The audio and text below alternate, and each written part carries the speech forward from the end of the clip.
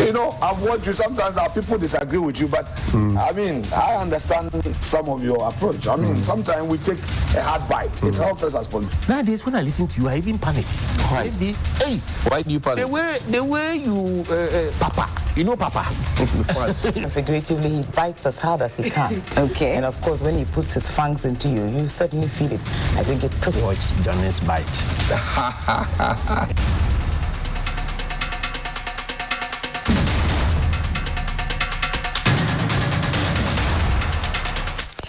Bismillahirrahmanirrahim. Alhamdulillah Rabbil Alameen. Hasbunallah wa ni'mal wakil. The Lord is my light and my salvation. Whom shall I fear? And yea, though I walk through the valley of the shadow of death, I will fear no evil, for you art with me. Thy rod and thy staff, they comfort me. Thou preparest a table before me in the presence of my enemies. You anoint my head with oil. My cup runneth over, and surely goodness and mercy shall follow me all the days of my life. And I will dwell in the house of the Lord forever and ever. Amen. Assalamu alaikum. It's Thursday. It's a Throwback Thursday. Welcome to Johnny's Bite. This morning, I want to say thank you to Grandpa Clothing. They're in Dansoman. They're on social media. Find them and get something special for you and yours as we get closer to the Yuletide season. After the elections, there'll be Christmas. There'll be celebrations. So don't be boxed up too much in the elections to forget that there's Christmas and that you have to prepare for it. It's important that you do. The birth of the Master Jesus himself will come to us again. And it will be a point for us to renew our faith and also to show lots of love. Today also is a birthday of a special person. He's 50 today. Alex Abose, today is your birthday. Happy birthday to you, superstar. Happy birthday to you. Now, this morning I want to eulogize one of our gallant soldiers ever. A son of the soil, Lieutenant General Arnold Quinn, former Chief of the Defense Staff.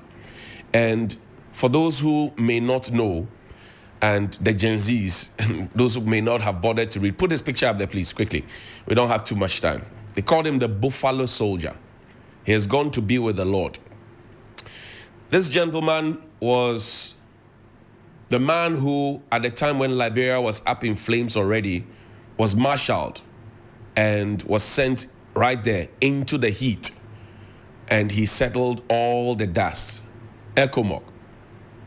The Buffalo Soldier has gone to be with the Lord, and I'm sure funeral arrangements will be announced in good time.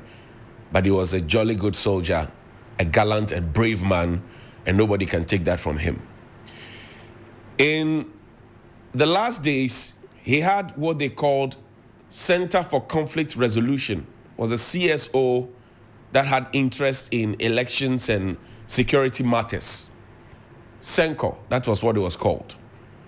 Did you know that this gallant man who has served his country, served the nation, served Africa, served West Africa, helped to bring some of the conflicts that we had in the sub-region, put his picture up there, keep it there, was denied accreditation by the Electoral Commission of the Republic of Ghana.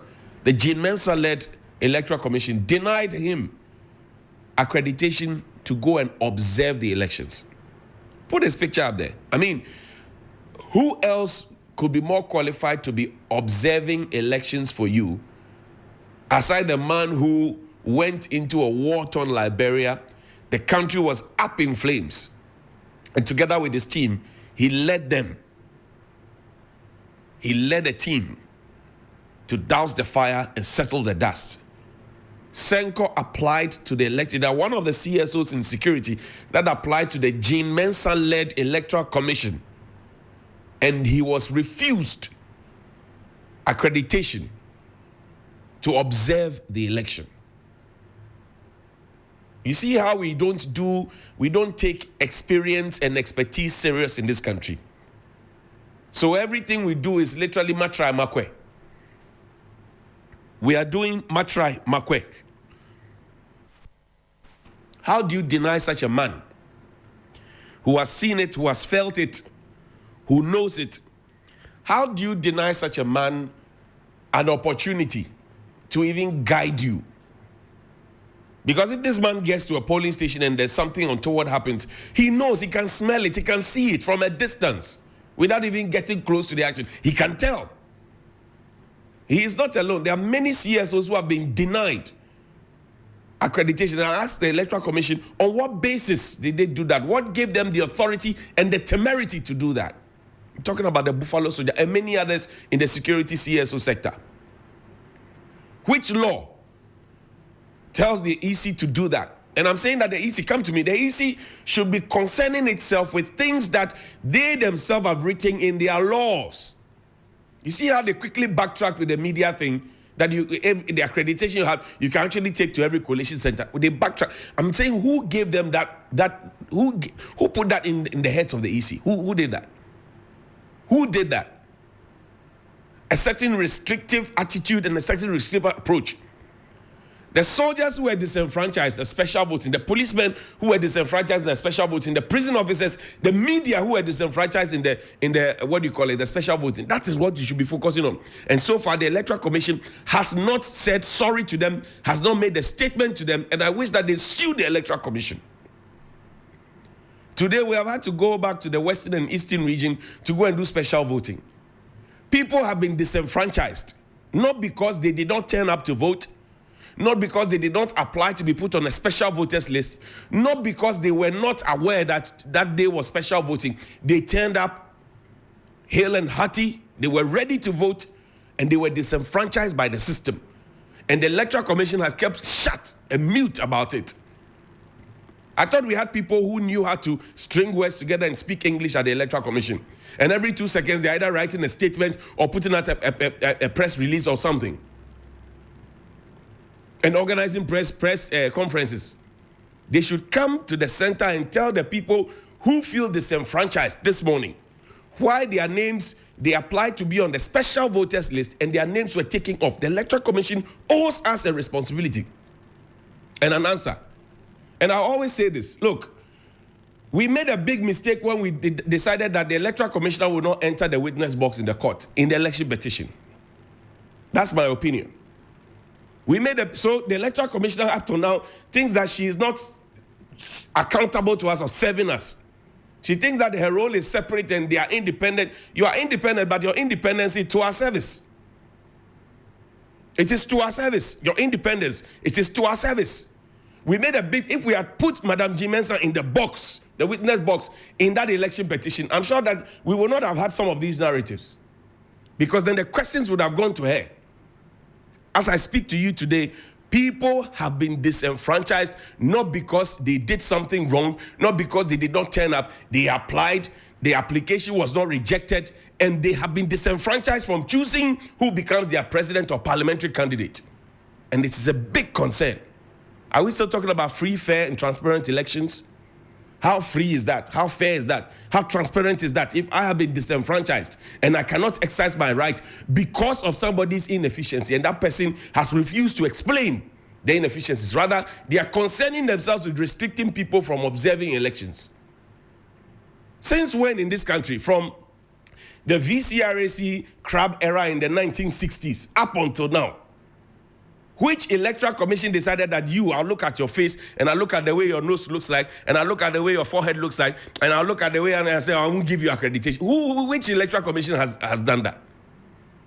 And you have Council of Elders in this country, Council of State. They are in this country. They have said nothing about it. Peace Council. They have said nothing about it. Everybody has kept quiet about it.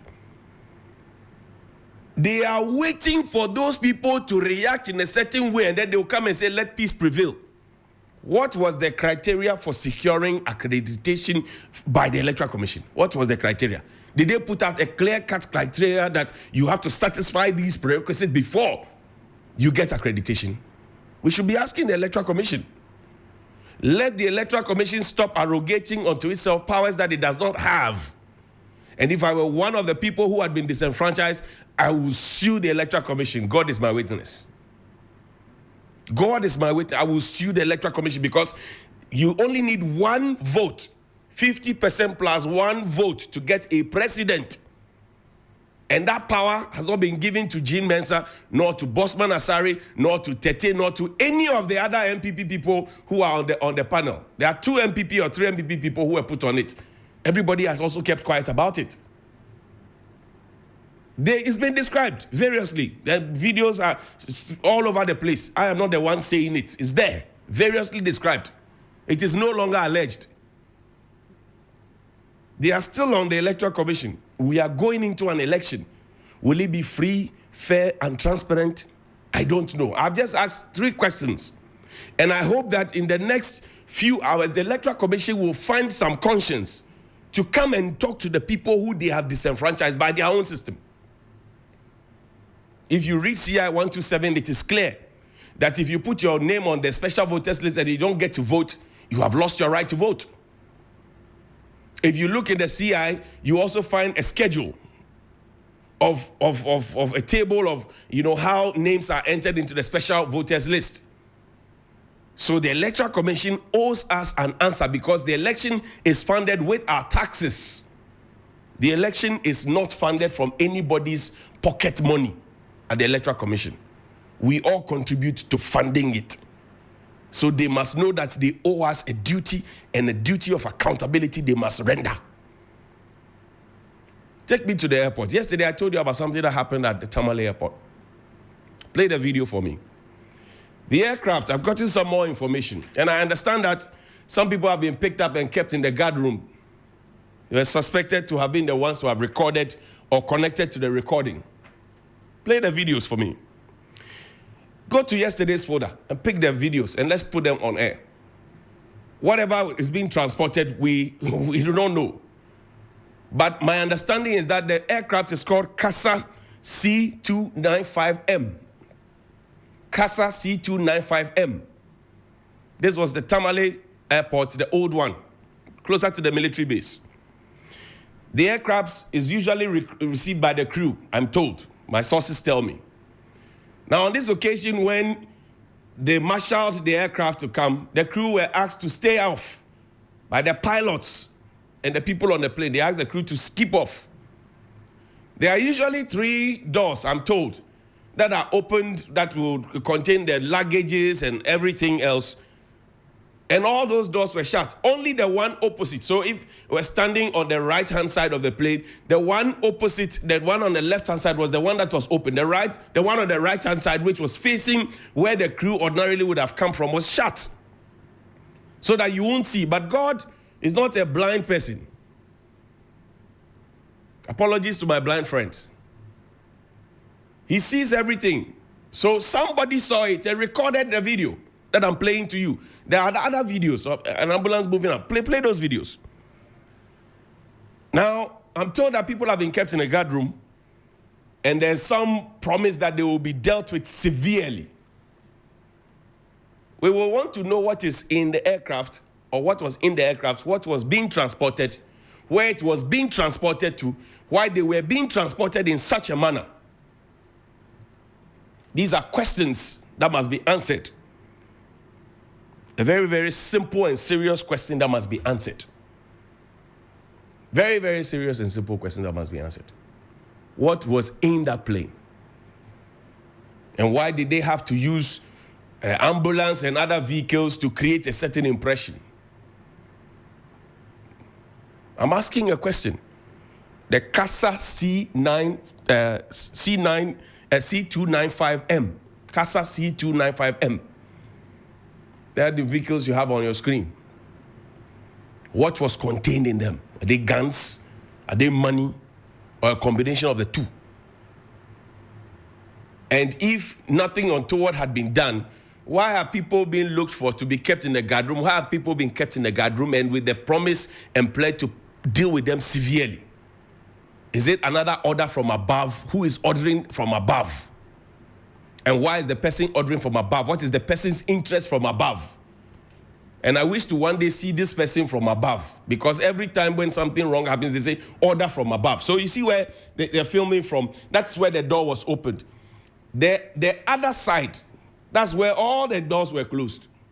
But power day from above. But we want to see who is holding this power, who is always giving order from above. We want to see. And this one is a military aircraft. So Ghana Armed Forces, good morning to you. Ghana Air Force, good morning to you. I'm just saying good morning to you, that's all.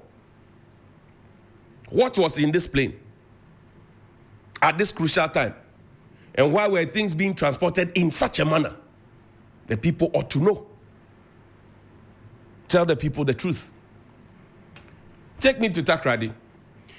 You know, President Kufuor bequeathed unto us the Takoradi Jubilee Park. And I remember on one of the occasions when we launched Ghana's Most Beautiful, when I was host of Ghana's Most Beautiful on TV3, and also Thierry Nyan was host of Ghana's Strongest, we had one of the episodes there, Friday, Saturday, Sunday. Beautiful place it was. But at the height of COVID, you remember that we had to move some of the markets, the traders, to the Takoradi Jubilee Park, right? You remember that? And credit to Sky Power. The pictures I'm going to show are there. Put them up. Put the pictures up. Now, we moved the traders to the place.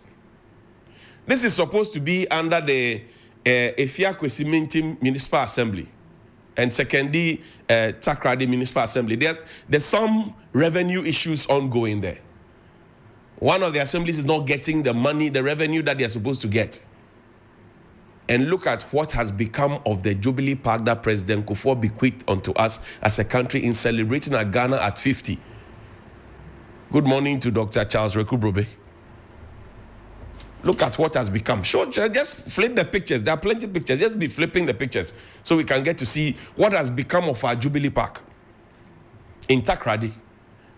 And every time we are busy. Recently, I heard we're building resource centers. We have not been able to complete the resource centers. So, Pius Hajide, we are building resource centers. Was it Cozy Men? We are building resource centers. Before them, they are we are building resource centers. We have money. We are building resources. Go and check where the National Youth Authority headquarters was at Kanishi Complex. Go and check the rice farm that has become of the resource. Go to all those other places. Meanwhile, we are supposed to have spent monies. They all want to go to Parliament. But when you ask them for a scorecard, you can't find the scorecard. The people at the National Youth Authority who were also given the duty to build something like this. President Kufuor built this. So it was an MPP government that built this and gave it to us. They did a replica of the Independence Square. Across the country, there's one in every region. Apart from the new regions that have been created, there's one in every region. There's one in Volta, there's one in Northern region, there's one in Upper East, Upper West, there's one in Bono, Ahafo region, there's one in Kumasi, there's one everywhere. President Kufuor gave it to us. It's a replica of the Independence Square. We started building, and this was just for Ghana at 50. This was just for Ghana at 50 in 2007. We have had 8 years. There's resource centers that we said we're building, youth resource center. We have not been able to complete even one properly. I will be showing you pictures of those ones too. And that is the scorecard. But they all want to go to Parliament. Whatever is in Parliament, we will find out.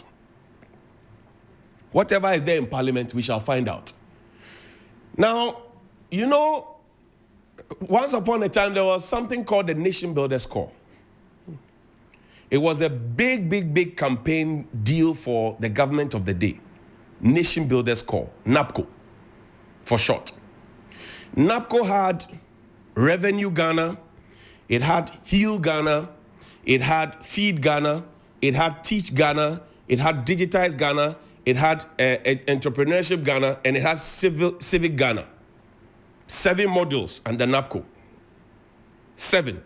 Dr. Ibrahim Anyas is on Dr. Baumia's campaign. He led the charge. This was directly under the office of the Vice President, according to the NAPCO people. These 7 modules. Today, the NAPCO people are asking Ghana, the NAPCO people who were part of Feed Ghana, are asking Ghana to feed them, and the feed is not coming.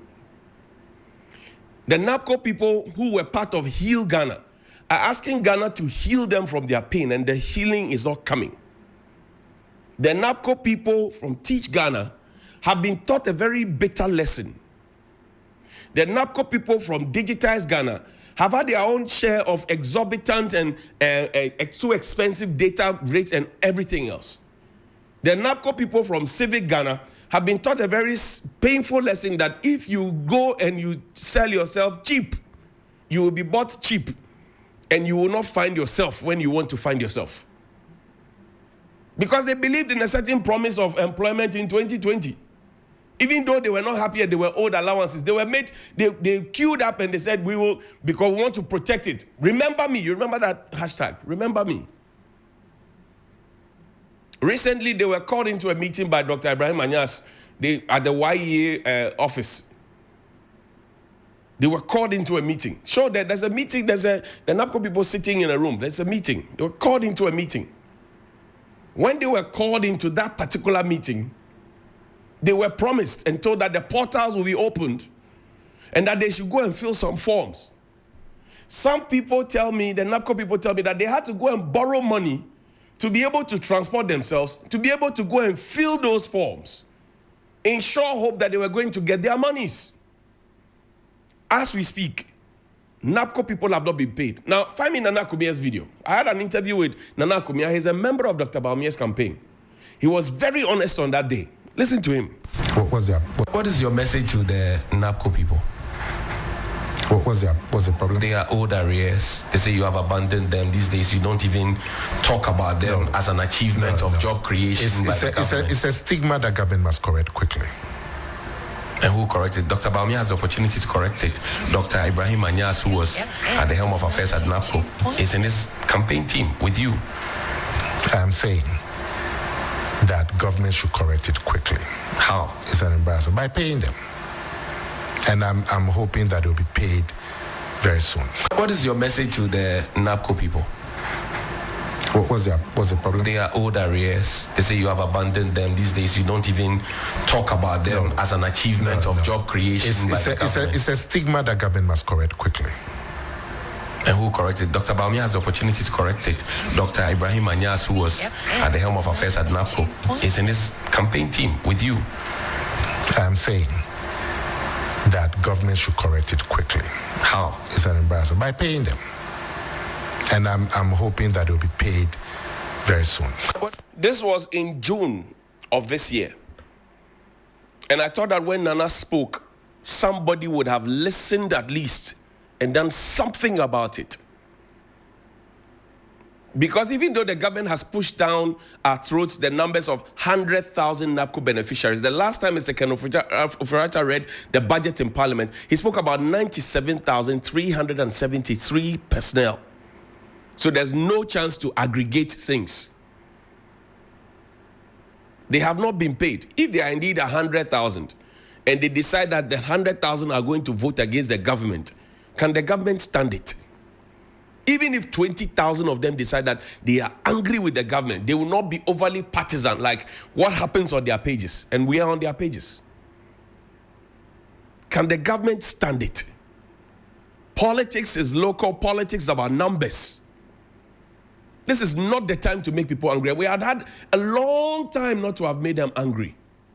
But we thought that it was not necessary. My good friend Dennis Abaji said it is better for them to be owed than not to have anything at all. It's been more than a year since he made that statement. Nobody has got it, but he gets his salary every month, working from the presidency, but leaving his duty post to go and campaign. He gets his salary regardless. All the people who leave their duty post to go and campaign, sit in the bus, or pretend to be sitting in the bus while driving in a long convoy, they all get paid. So what crime did the NAPCO beneficiaries commit that they cannot be paid what is due them? They are not begging for crumbs, so they are asking for what is due them to be paid. And nobody wants to listen to them. The government even doesn't talk about them as an achievement of the government. And I'm saying there's been Revenue Ghana, Heal Ghana, Feed Ghana, Teach Ghana, Civic Ghana, Digitize Ghana, Enterprise Ghana. 7 modules. Because I followed it, 7 modules. I remember I asked Mr. Emmanuel Kofi Nti, then Commissioner General of GRA, about Revenue Ghana. He said, oh, we're going to have them to go to the construction site. They will be taking taxes from the masons, the plumbers, blah, blah, blah. We have spent so much money on NAPCO. What benefit did we get from it? It was just a political pipeline. At the end of the day, now we see political pipeline. Political pipeline. Let me show you another political pipeline. We spent $12 million doing feasibility studies at the Polugu Dam site. An old man tells me that houses were broken, including that of him and his kingsmen. just to make way for the Polugu Dam. We'll wrap up soon. The Polugu Dam. And years on, after Dr. Bawumia said, oh, the dam is one of the greatest achievements, the dam remains undone. And he himself has come to say that when he comes, he will build it. That's good to promise. But we were told in the past that it had been done. And when we fact-checked it, we were told to shut up. Let me show you something from next door, Burkina Faso. Next door, Burkina Faso. What they did with $12 million. We had our own. We used it for feasibility studies. Look at what Burkina Faso did with $12 million. Play the video. The first cans of tomato concentrate made in Burkina from the tomato processing plant in Bobo Dioulasso, Burkina's second largest city. Local tomato processing is now a reality thanks to contributions from the local population. This venture into value addition will create great opportunities not only for the city but for the country. We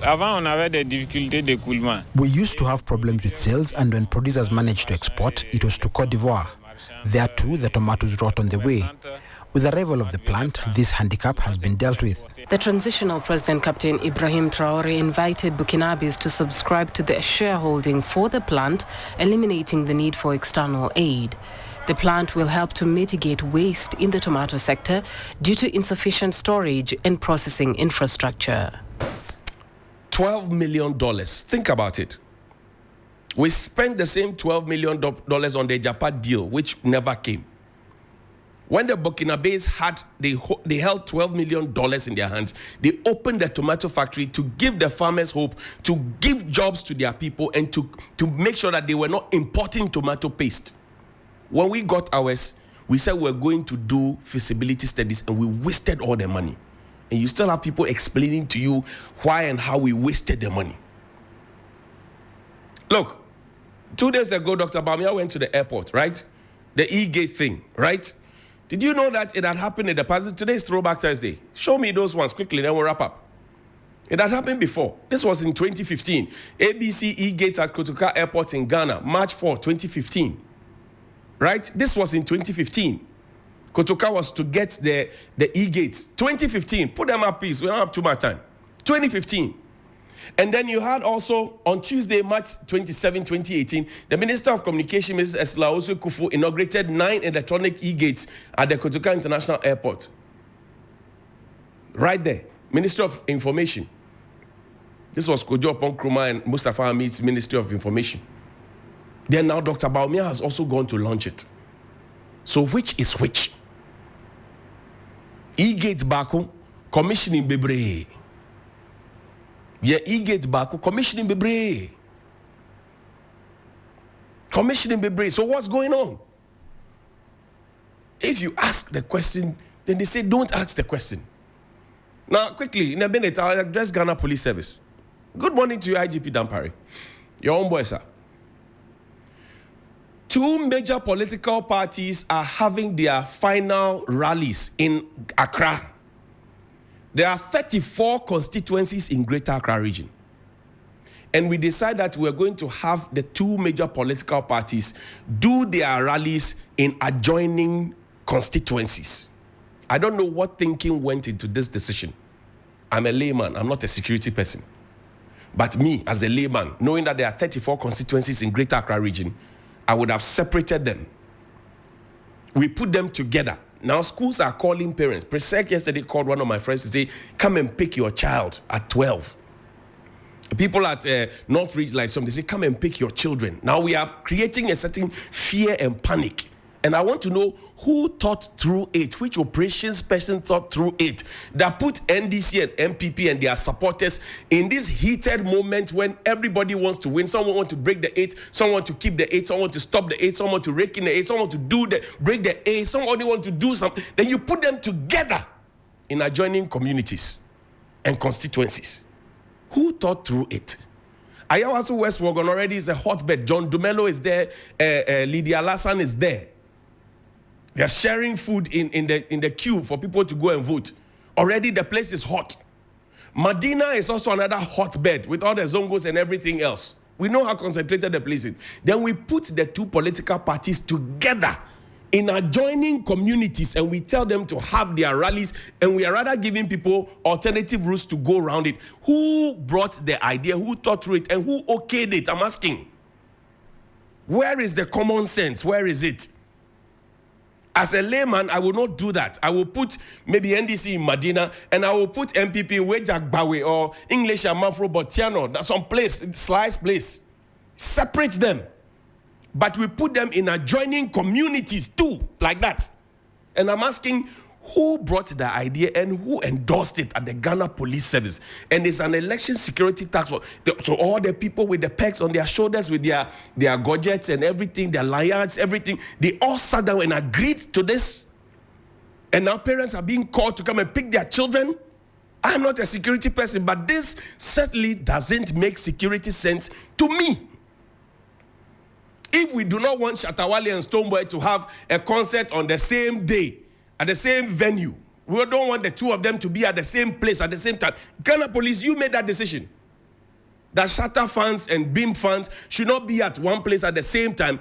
Why do you put NDC and NPP? Are they not Shatta and Beam? Are they not Shatta and Beam look alike? So why do you put them together? Who thought through it? If General Arnold Kweno had been given a permission to go and observe, I'm sure that he would have lent a word or something to somebody. Alechon, minim krasi, dre krasi, ahumaso krasi, enumdra krasi, all the krasis. Look at what we have done. We've put two hot heads together. And then our parents are being called to come and pick their children. Please, good morning. Don't let me not get angry. 055-924-2717 and 055-691-0154. 055-924-2717 and 055-691-0154. Please call me after this break. Thank you very much indeed for your time. Have a good morning. Wafa, send us money to take care of your nephews. Now